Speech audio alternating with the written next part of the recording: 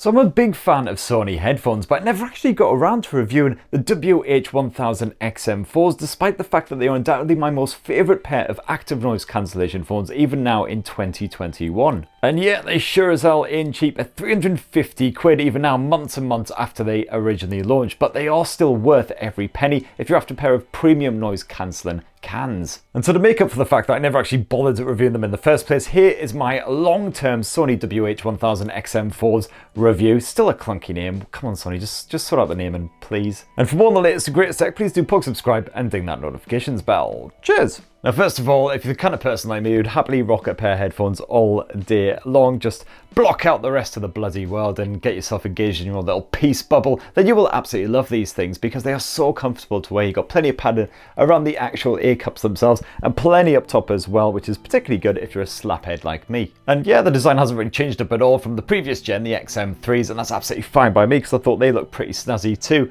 And as you can see, you know, they're not like ridiculously huge on my head, and you can grab them in a selection of colours, including a very fresh looking new white model. And pairing your XM4s to your smartphone is a piece of piss thanks to the NFC pairing tech. All you got to do is basically switch on your headphones, bring it within close vicinity of your smartphone, and you should get the little notification popping up there. And that's particularly good if you find yourself swapping between lots of different Android devices, smartphones, tablets, what have you. Just a quick tap and then seconds later, it's all paired up and good to go. And as well as that Bluetooth 5 wide connection, you've also got a 3.5mm port in here as well, so you can get connected up to your device using proper good old-fashioned wires. And when you first pair up your smartphone with your shiny, snazzy new XM4s, you will be prompted to download the Headphones app from the Google Play Store. And you should definitely do so because this is one of the best headphone apps I've ever used. It's absolutely packed with functionality in here, and you'll definitely want to download it to get the most out of your fresh new Sony headphones and actually activate all of the features. So for instance, in here you can toggle between the noise cancelling mode, and you can also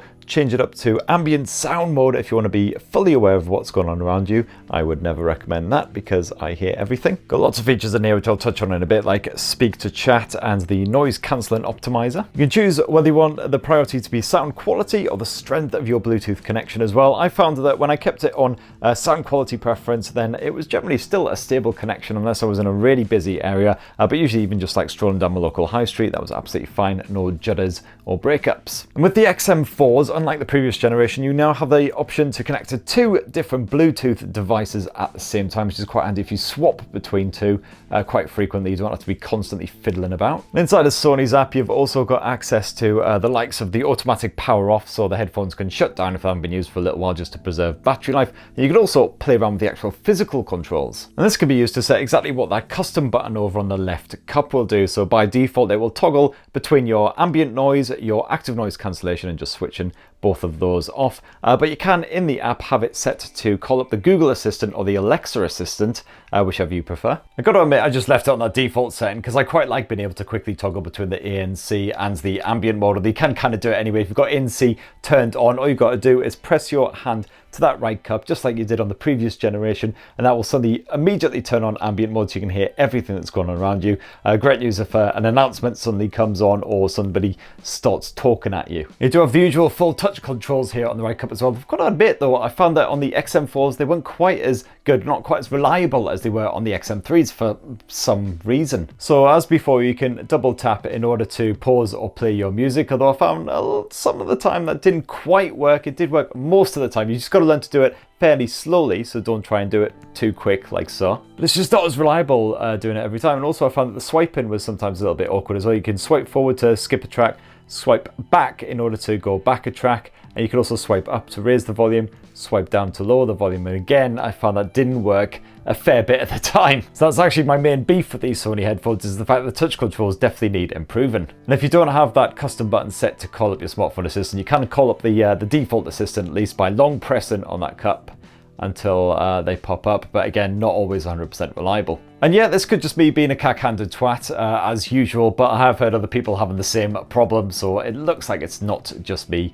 being useless. But of course, one of the major reasons of grabbing yourself the Sony WH-1000XM4s is that they are still one of the best noise cancelling headphones in 2021. You've got a dual mic setup on each ear cup which feeds noise into the headphones, and that QN1 noise cancelling processor is performing over 700 calculations a second to block out any variable noise that is happening around your bonds. I'm not a massive fan of crowds at all, probably just as well in post-COVID plaguey Britain. And you know, it's just so nice to be in a public space surrounded by people and animals, traffic going by, you know, buses flying by right by. Be able to just stick these on and just everything is just so much more calmer and more peaceful. And it means that when you're out and about in a busy places where you can stick on a podcast, you don't have to bump the volume right the way up just to be able to hear what is going on. You don't have to really concentrate even. You know, it just blocks out everything else that's going on so you can focus on exactly what is being blasted into your ears. And Sony has once again added in its Sense Engine tech into the WH-1000XM4s as well. And what this can do is basically detect what you are doing at any given moment, be it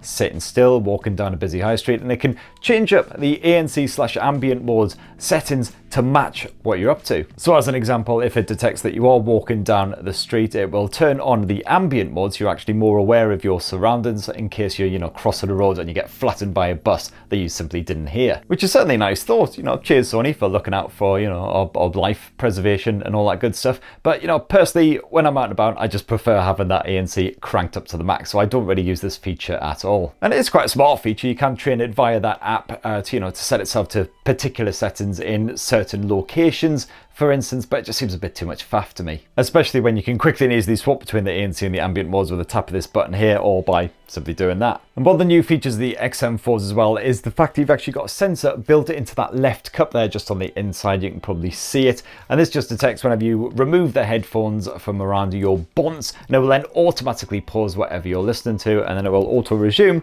when you stick them back on. And I felt this worked really, really well. Thankfully, it doesn't automatically pause your podcast or music or whatever if you're just having a bit of a fiddle with the headphones just to try and get them more comfortable. I did find that occasionally if I was listening to a bit of music, I took the headphones off for a couple of minutes or so and then put them back on. The music wouldn't auto-resume, which was slightly annoying, but apart from that, all good. And then you've also got that speak to chat feature, which you can activate via the headphones app as well. And what happens here is the exterior mics just listen out for the sound of your voice, and once that is detected, it will then automatically pause whatever you're listening to, because it's decided that, oh, you've probably started having a conversation with someone, you want to have full concentration. Unfortunately, this is hypersensitive, and as someone who likes to chat to himself like a complete nutcase, sometimes I speak to the people who are on the podcast that I'm listening to as if they can hear me, or I just like sing along to whatever music I'm listening to. That's an absolute no-go feature for me. And then of course there's the atmospheric pressure optimization feature as well, again activated via that app. You can fully customize it to suit your current conditions and everything. So again, I haven't had a chance to actually test on the XM4s because I haven't actually been out of the bloody country since I got them. But you know, if I do a 2022 long-term review, then I'll be sure to cover it then. As far as the sound quality goes as well, the XM4s are right up there with the very best that I've tested out in the past few months, including the likes of the Bang & Olufsen Beoplays, which was seriously impressive. Not to mention like twice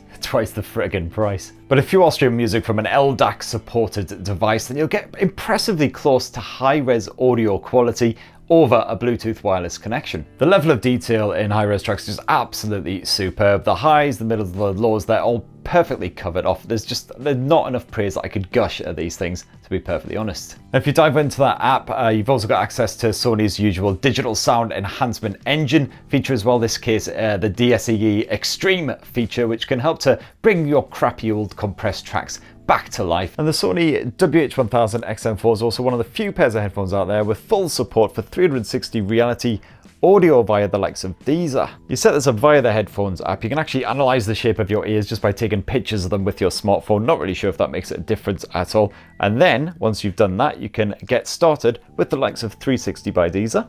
And this now offers a growing selection of supported albums, including lots of pop stuff. You've also got bands like Bring Me the Horizon, Biffy Clyro, Korn, Lamb of God, Incubus, even slightly unbelievably a bit of Men at Work action. And the 360 audio is certainly quite a unique experience, at least when it's done well. It actually makes you feel like you're in a room with the musicians, like they're all around you, and it just changes up the audio quality as well, so it does actually sound like it is being played in a room rather than just blasted into your ears. And it can certainly feel quite gimmicky. Certain albums, I'm like not really noticing the difference between this and just the standard stereo effort, but certain live performance like the Bring Me the Horizon live at the Royal Albert Hall, definitely a really impressive, immersive experience. As for battery life, well, Sony reckons you get a full 30 hours from a single charge of the XM4s, which would be absolutely lovely. Perhaps with the active noise cancellation turned off, the volume turned down low, things like that, you might just about eke out 30 hours.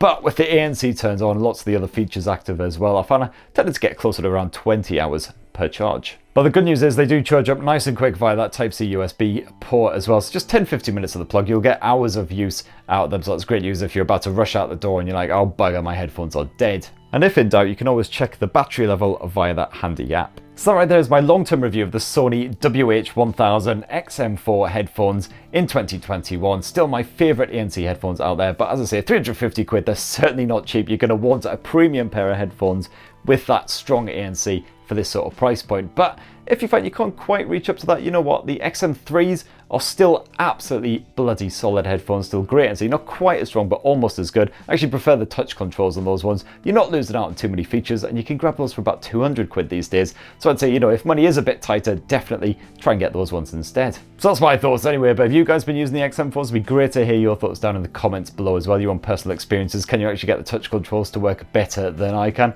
That would definitely be very interested in that one. And please do plug subscribe, ding that notifications bell, and have yourselves a fantastic rest of the week. Cheers everyone, love you.